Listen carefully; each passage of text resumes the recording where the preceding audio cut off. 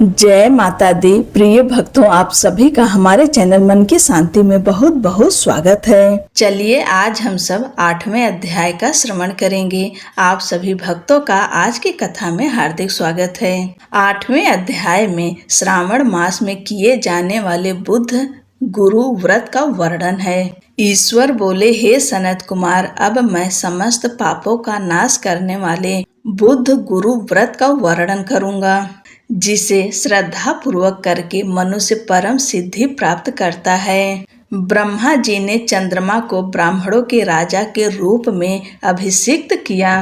किसी समय उसने रूप तथा यौवन से संपन्न तारा नामक गुरु पत्नी को देखा। उसकी रूप संपदा से मोहित होकर वह काम के वशीभूत हो गया और उसे उसने अपने घर में रख लिया। इस प्रकार बहुत दिन बीतने पर उसे बुद्ध नामक एक पुत्र हुआ, जो बुद्धिमान, सौंदर्यशाली तथा सभी शुभ लक्षणों से युक्त था। गुरु बृहस्पति को ज्ञात हुआ कि तारा चंद्रमा के घर में स्थित है। तब उन्होंने चंद्रमा से कहा कि मेरी पत्नी को वापस कर दो। अनेक तरह से समझाने पर भी जब चंद्रमा ने तारा को वापस नहीं दिया, तब बृहस्पति ने देवताओं की सभा में जाकर देवराज इंद्र को यह वृत्तांत बतलाया और कहा, हे शक्र, आप देवताओं के राजा हैं, अतः अपनी आज्ञा से आप उसे दिलाएं, अन्यथा उस चंद्रमा के द्वारा किया गया पाप आपको ही निसंदेह लगेगा। क्योंकि शास्त्र निर्णय के अनुसार राजा के द्वारा किए गए पाप को राजा भोगता है। पुराण में भी ऐसा कहा गया है कि दुर्बल का बल राजा होता है। गुरु का यह वचन सुनकर चंद्रमा ने कहा, मैं आपकी आज्ञा से तारा को तो दे दूंगा, किंतु इस पुत्र को नहीं दूंगा। शास्त्र के अनुसार विचार करके देवताओं ने उस बुद्ध को चंद्रमा को दे दिया। इसके बाद गुरु को उदास देखकर देवताओं ने उन दोनों को वर प्रदान किया। हे चंद्र, अब तुम घर जाओ। यह तुम्हारा भी पुत्र है और बृहस्पति का भी है। यह तुम्हारा पुत्र ग्रहों में प्रतिष्ठित होगा।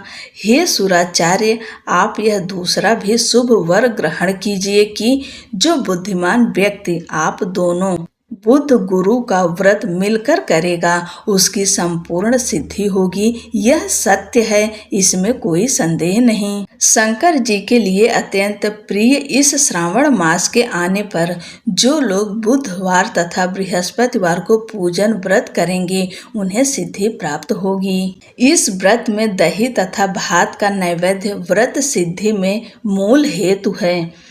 स्थान भेद से आप दोनों की मूर्ति लिखकर पूजन करने से भिन्न भिन्न फल प्राप्त होता है।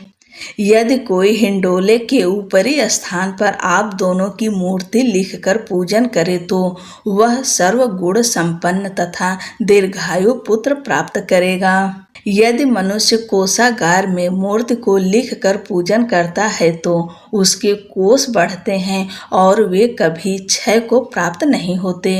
इसी प्रकार पाकालय में पूजन करने से पाक वृद्धि और देवालय में पूजन करने से उनकी कृपा प्राप्त होती है।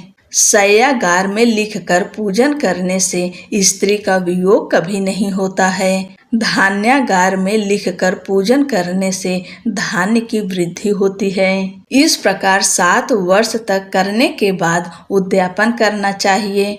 उद्यापन से पहले दिन अधिवासन करके रात्रि में जागरण करना चाहिए। सुवर्ण की प्रतिमा बनाकर विधि पूर्वक 16 उपचारों से पूजन करने के पश्चात तिल, धृत, चारु और अपामार्ग तथा अश्वत्थ से युक्त समिधाओं से होम करना चाहिए। अंत में पूर्णाहुति देनी चाहिए। उसके बाद मामा व भांजे को प्रयत्न पूर्वक भोजन कराना चाहिए। इसके बाद ब्राह्मणों को तथा अन्य लोगों को भी भोजन कराना चाहिए। स्वयं भी भोजन करना चाहिए। इस विधि से 7 वर्ष तक करने पर मनुष्य सभी मनोरथों को प्राप्त कर लेता है। जो इसे विद्या की कामना से करता है, वह वेद व शास्त्रों के अर्थों को जानने वाला हो जाता है। बुध बुद्धि प्रदान करते हैं और गुरु बृहस्पति गुरुता प्रदान करते हैं। सनत कुमार बोले, हे भगवान, आपने जो यह कहा कि इस अवसर पर मामा तथा भांजे को भोजन कराना चाहिए, यदि बताने योग्य हो तो इसका कारण बताइए। ईश्वर बोले, हे सनत कुमार, पूर्व काल में अत्यंत दीन तथा दरिद्र कोई दो ब्राह्मण थे। वे दोनों मामा भांजे थे। परिश्रम पूर्वक भ्रमण करते हुए वे दोनों किसी नगर में अन्न मांगने के लिए गए थे।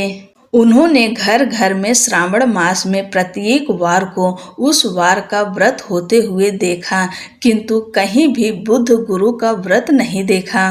तब उन्होंने बहुत देर तक परस्पर विचार किया कि सभी वारों का व्रत तो सर्वत्र दिखाई पड़ रहा है, किंतु बुद्ध गुरु का कहीं नहीं। अतः चूंकि यह व्रत अनुच्छिष्ट है, इसलिए हम दोनों को चाहिए कि इस शुभ व्रत का अनुष्ठान आदर पूर्वक करें। किंतु हे सनत कुमार, इसकी विधि न जानने के कारण वे दोनों संशय में पड़ गए।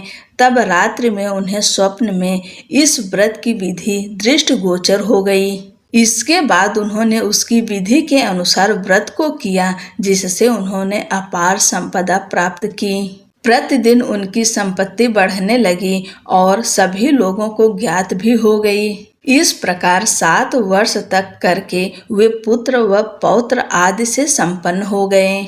उसके बाद उनके ऊपर प्रसन्न होकर बुद्ध व गुरु प्रकट हुए और उन्होंने उन दोनों को यह वर दिया, आप दोनों ने हम दोनों के निमित्त इस व्रत को प्रवर्तित किया है, अतः आज से कोई भी इस शुभ व्रत को करे, उसे व्रत की समाप्ति पर मामा तथा भांजे को प्रयत्न पूर्वक भोजन कराना चाहिए। इस व्रत के प्रभाव से उसे सभी कामनाओं की परम सिद्धि हो जाती है और अंत में चंद्र सूर्य पर्यंत उसका हमारे लोक में वास होता है। इस प्रकार श्री स्कंद पुराण के अंतर्गत ईश्वर सनत कुमार संवाद में श्रावण मास महात्म्य में बुद्ध गुरु व्रत कथन नामक 8वां अध्याय पूर्ण हुआ। बोलो बृहस्पति देव भगवान की जय।